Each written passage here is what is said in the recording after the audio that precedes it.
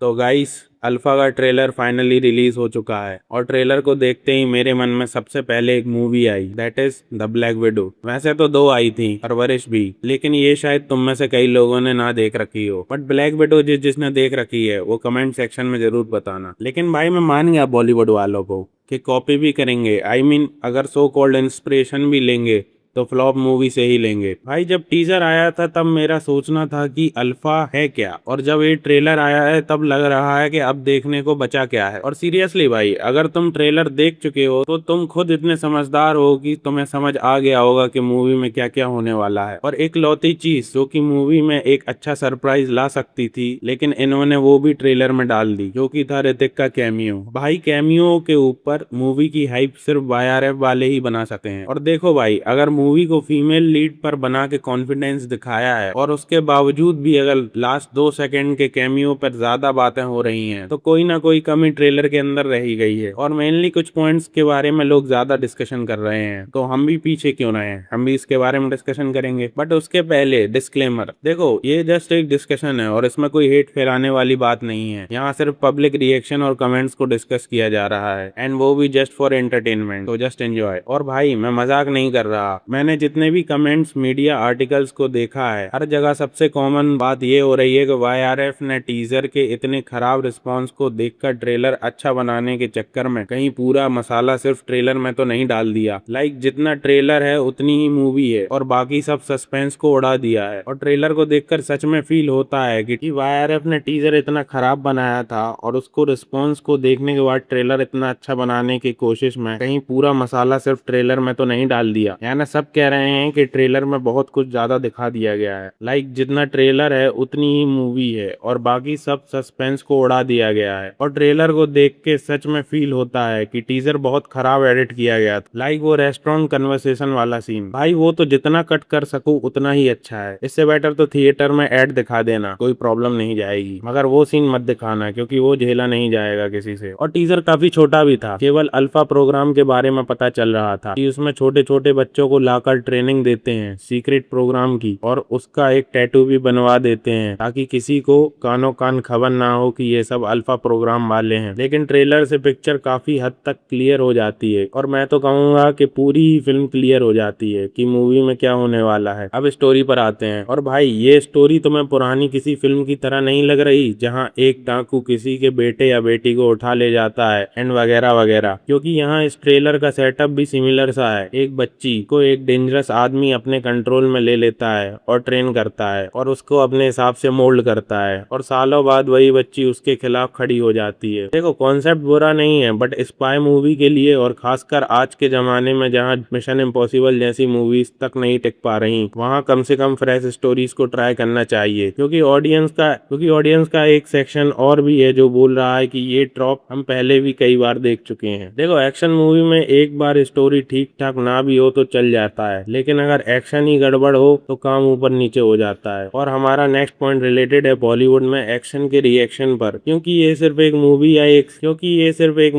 एक single actor या actress के बारे में नहीं है। काफी सारी जो बड़ी मूवीज होती हैं, और खासकर अगर इसी मूवी के बारे में बात करी जाए तो एक्शन तो अच्छा फील होता है और वीएफएक्स भी ठीक ठाक है, बट एग्जीक्यूशन में थोड़ा प्रॉब्लम रहता है क्योंकि एक्ट्रेस का मोशन काफी डल और लेजी टाइप फील हो रहा है। तुमने काफी अच्छी एक्शन या डांस मूवीज देखी होंगी, और उनकी सबसे ज्यादा मेन इंपॉर्टेंट बात ये नहीं होती कि तुमने कितने बड़े स्केल या बजट पर वो स्टंट्स करे हैं। मेन जो स्पाइसी पॉइंट होता है वो होता है उसका सेलिंग पॉइंट, दैट इज आप बीटिंग को किस तरह से लेते हैं। ये तुमने जैकी चैन या जॉन विक टाइप मूवीज में देखा होगा, और बॉलीवुड में भी कई ऐसी फिल्म्स हैं जहाँ ये दिखाया गया है, लाइक किल। बट यहाँ पर जब बात आती है परफॉर्मर्स की तो चेहरे पर कोई रिएक्शन या शिकन तक नहीं आता, ना कोई स्टेमिना लॉस के संकेत, जो इतने अच्छे परफॉर्म किए गए एक्शन सीन की रेटिंग को डाउन कर देते हैं। अब देखो मेरे लिए ये इंपॉर्टेंट डिटेल थी, हो सकता है कई लोगों को इससे फर्क ना पड़ता हो, तो बताना कमेंट सेक्शन में ये डिटेल इंपॉर्टेंट थी या नहीं। अब बात करते हैं ट्रेलर के the dark horse Bobby Deol की। और भाई इनका एक ही काम है, 2-3 घंटे की फिल्म में आओ और 15 मिनट में हीरो हीरोइन को खा जाओ। लिटरली भाई कम स्क्रीन टाइम में बंदा बहुत कुछ डिलीवर कर जाता है। लॉर्ड बॉबी का स्क्रीन प्रेजेंस पूरे ट्रेलर में काफी स्ट्रॉन्ग फील होता है। भाई इतने सालों तक लॉर्ड बॉबी का सही इस्तेमाल नहीं किया इंडस्ट्री में। It's such a big loss for his career and his fans. जितना ट्रेलर आलिया को स्टेब्लिश करने में बिजी था, उतना ही इंटरनेट बॉबी को डिकोड करने में बिजी था। और रीजन भी सिंपल है, बॉबी का कैरेक्टर डेंजरस लग रहा है, काम लग रहा है, और सबसे इम्पोर्टेंट पॉइंट, प्रेडिक्टेबल नहीं है। अगर डार्क हॉर्स की बात करी जाए तो एक और डार्क हॉर्स इस मूवी में है, जो कि है अनिल कपूर, जो ट्रेलर में ऐसे घुस जाते हैं जैसे उन्हें ऑलरेडी पूरी स्क्रिप्ट पता हो। भाई बंदा 2 मिनट के ट्रेलर में भी ऐसी एनर्जी दे रहा है जैसे सबके सीक्रेट उसी के पास पड़े हों। और इसी वजह से काफी लोग बोल रहे हैं कि बॉबी और अनिल का एंगल अनएक्सपेक्टेडली इंटरेस्टिंग लग रहा है। अब बात करते हैं उस चीज की जिस चीज पर सरप्राइजिंगली सबसे कम कंप्लेंट्स हैं, वीएफएक्स की। क्योंकि टीजर के टाइम वीएफएक्स और प्रेजेंटेशन को लेकर काफी ट्रोलिंग हुई थी, लेकिन ट्रेलर के बाद टोन काफी अच्छी चेंज हुई है। और अब कमेंट्स में भी लोग बोल रहे हैं कि मूवी का स्केल काफी बड़ा लग रहा है, एक्शन क्लीन लग रहा है, कलर ग्रेडिंग बेटर लग रही है। और सबसे फनी कंपैरिजन वॉर 2 से किया जा रहा है। वो तो अच्छा हुआ वॉर 2 हिट नहीं हुई, क्योंकि अगर 49 नंबर वाले को 55 नंबर वाले से कंपैरिजन करा जाए तो फिर भी ठीक लगता है,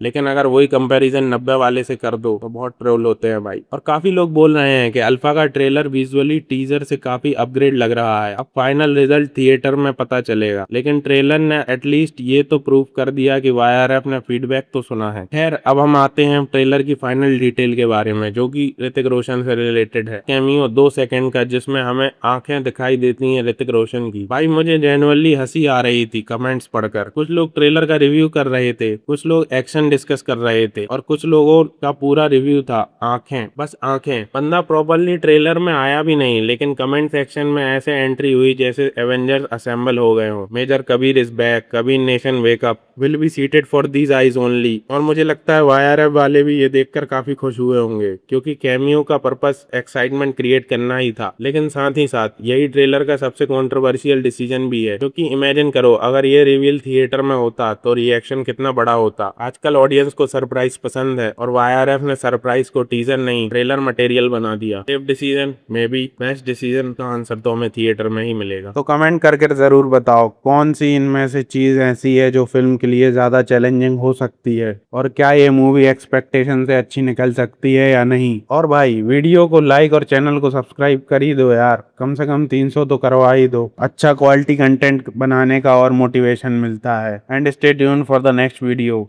तब तक के लिए स्टे हेल्दी, फिर मिलते हैं।